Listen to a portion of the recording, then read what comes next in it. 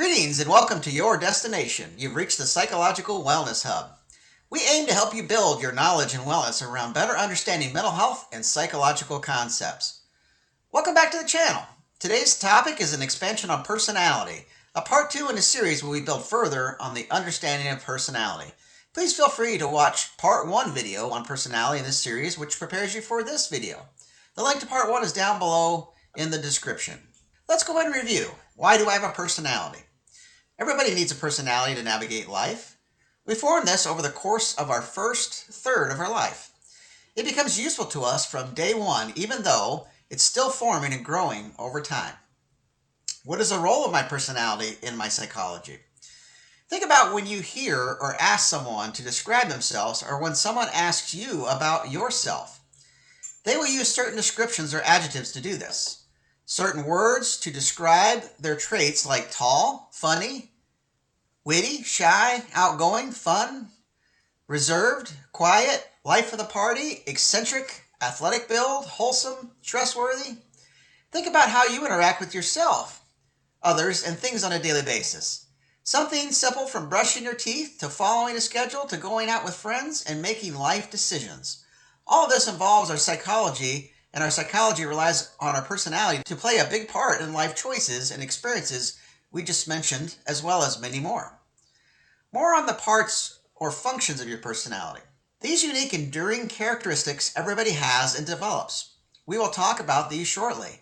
As you are born, your personality is being formulated through the natural development process, as well as through unique life experiences. It's basically custom made for you through your development. While some of it is automatic, you also play a part in navigating and forming the characteristics or traits that make up you. You continue to develop a majority of it through childhood. You then refine the function and expression of these parts from your teenage years up until about your early 30s. While your personality can shift and change during the development as you get older, these shifts become smaller and more focused. Okay, now let's look at some of the parts of your personality. For example, perception, your ability to balance your personal experience with reality. Quote, I am a human. Yes, I am, though I could be a better human to my fellow man. End quote. So in this example, I'm giving an example of a person recognizing reality, that is, that they are human, and that this person is balancing this with a perception and desire to be a better servant to themselves and their fellow man. Our personality is also made up of our desires, as we just mentioned above. Major traits, like we said above: open, conceited, shallow, resilient, skilled, loving. Made of our values, our morals, our self-concept. Our self-concept also makes up our identity, which will be covered in a separate video. Our motivations, our fears, our love, our attachment to others, our abilities, our emotional patterns. More on the functions of your personality. If you think about our nervous system being like a computer has a default, previously set pathways of functioning. You have chemical reactions within these pathways that function in your neurological, biological, and physiological parts of your brain, neural pathways, nerves, muscles, and more. Emotional patterns tend to be emotionally inclined towards many experiences. Said differently, in a lot of experiences, your personality may have a general pattern or way of expressing itself repeatedly, responding the same, whether the situation is positive or negative in reality. You might respond with positivity, negativity, anxiousness, resilience, being outspoken, reserved, etc. So like when you think or will your arm to move, then you see it happen live in front of your eyes. When your personality involves being a resilient person, you will tend to be resilient through many diverse experiences. Not that you won't have challenges through these experiences, but you will roll through the experiences with less dramatic highs and lows or shifting because of that resilience. Situations in which you can see our personality function live right in front of us. Well, like when you're expressing yourself or behaviors with others, like going to a concert with friends and voicing a common narrative out loud with others, dancing with your friends whom are all excited for the singer's performance. You and all of them are smiling at one another and singing out the lyrics at the top of your voice. Well, when relating to yourself, quote, I need to brush my hair so I don't look so unkempt, end quote. Your football team is a touchdown away from winning the game. You notice this as a coach that everybody is discouraged looking. You take a time out, and as your team comes over, you give everybody a quick pep talk about being the underdog and how bad do you want it as he talks to the team members. He talks about overcoming the adversity by using victory in his speech and what the feeling will be inside once you get that touchdown and win the game, the thrilling experience inside. Another example, when you're the fan at home watching the same football team we're talking about that is one touchdown away from winning the game. You yell at the television as if you were the coach and as if the team could hear you. Let's say you're a protective person. You often find yourself looking out for your friends and family. You notice one of your friends in a social situation is giving your other friend a little too much of a hard time.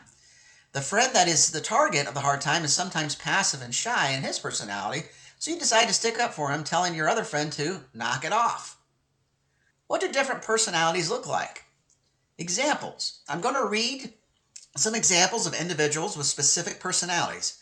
Please note that these are not real people, but stories that represent real scenarios. Listen while I tell you about their stories. Listen for the details of their specific personalities. Listen to certain traits that come into action during the stories. At the end of each example, some of these will be highlighted. Let's start with Scott. Scott has a general positive attitude. Scott is in his 50s. He is starting to notice his body is starting to have some problems, but Scott doesn't let this get to him or get him too excited or upset. He takes the attitude that this is life and that he will adjust to whatever comes at him. Besides, what can he do? He can only adapt to the situation at hand and accept or improve it. Scott is like this at work, socially with friends, with his family, and dealing with general life problems. When he takes his dog to the vet and his dog looks scared, he tells his dog in a loving way, "It's okay, little buddy. I'm going to be with you the whole time. We'll get through this." Scott has some specific personality traits that he uses consistently over several life experiences. These include things like positivity, resilience, being loving, and encouraging. Nikki is a woman in her 60s who takes pride in being athletic. She has been invited to her daughter's wedding and wants to look her best for her daughter's special day. So Nikki works harder in the gym while exercising and watching her food intake. Nikki's friends give her some feedback about her obsessiveness with her dedication to exercise, but otherwise feel good about Nikki as a friend and all her other traits in her personality. Nikki volunteers at the animal shelter and loves dogs. Nikki is known at work to be a responsible and hard worker. Nikki likes to be thoughtful about saving her money, buying things on sale, and working on investments, thinking about her future retirement. Nikki has some traits that are notable in her personality. Nikki tends to be athletic, conscientious, dedicated to the risk of being obsessive, dedicated in general, responsible, hardworking, thrifty, financially aware, structured, and driven. All right, in our next example, we'll talk about Mariah. Mariah loves the outdoors. She loves going biking, hiking, walking the woods, snowshoeing, camping, campfires, and more. Mariah meets up with some friends at the trailhead to start their hike. Her friends know her to be an outdoor enthusiast. They know her to be a flexible leader in their friend group and always willing to help out where she can. She will frequently volunteer to take point of the trail group being up front. She will often stop along the trail to check on her friends and make sure everybody is doing okay and has enough water. She brings extra water just in case. Mariah takes on a similar adventurous and outdoor mindset when traveling, dating, watching movies, eating her lunch. For example, she will eat her lunch outside by the tree line at her work and is visited by squirrels. Her partner and she always work to compromise on some type of nature-themed date location for them to enjoy themselves. Her movie or show choices involve nature-themed experiences. Her favorite movie is The Great Outdoors, which makes her laugh and reminds her of family shenanigans of being at the cabin. She watches a man who does a documentary about his off-grid living in the wilderness of Alaska. Mariah has certain personality traits that are pretty notable. She's adventurous, outgoing, passionate, and considerate of others, likes to laugh, dedicated to her interests and to those of others. She's also known to be compromising. All right, in our last example, we'll talk about Mike. Mike is a college student in his 20s. Mike is known to be pretty shy to his family, friends, and professors. Mike will avoid the limelight or being in a situation where he fears he might be the center of attention. So he avoids situations like where he is asked questions by his friends in front of others. He plays his guitar in private so others don't have to observe him. He avoids school assignments like giving a speech by asking or requesting a specific or special academic accommodation. Mike regularly goes to church to build his moral inventory. Mike gets choked up when asking someone out on a date.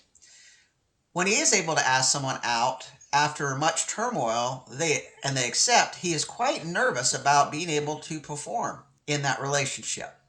Mike will second guess himself constantly and will take longer than usual, sometimes to complete tests or tasks. If you notice, Mike can take on life working on self-reflection through his moral inventory, but he tends to have some prominent personality traits. Traits of shyness, nervousness, and second-guessing himself. We hope you found today's topic was useful to yourself or someone else. Let us know if it was by commenting below. Let us know what you'd like to hear about or what topics could be useful to you by commenting below, and we'll take it under consideration. If you like what you heard today and would like to hear more from Destination Psychological Wellness Hub, please consider liking and subscribing to the channel by selecting the subscribe button below the screen or at the bottom of the screen, and by clicking the thumbs up button. This will help you get the newest content produced by the channel to you. Please tell all your friends and family about this channel or share this and other videos with them on the channel. Encourage them too to like and subscribe. And as always, we hope your psychological wellness continues to grow with us in this community. Thank you.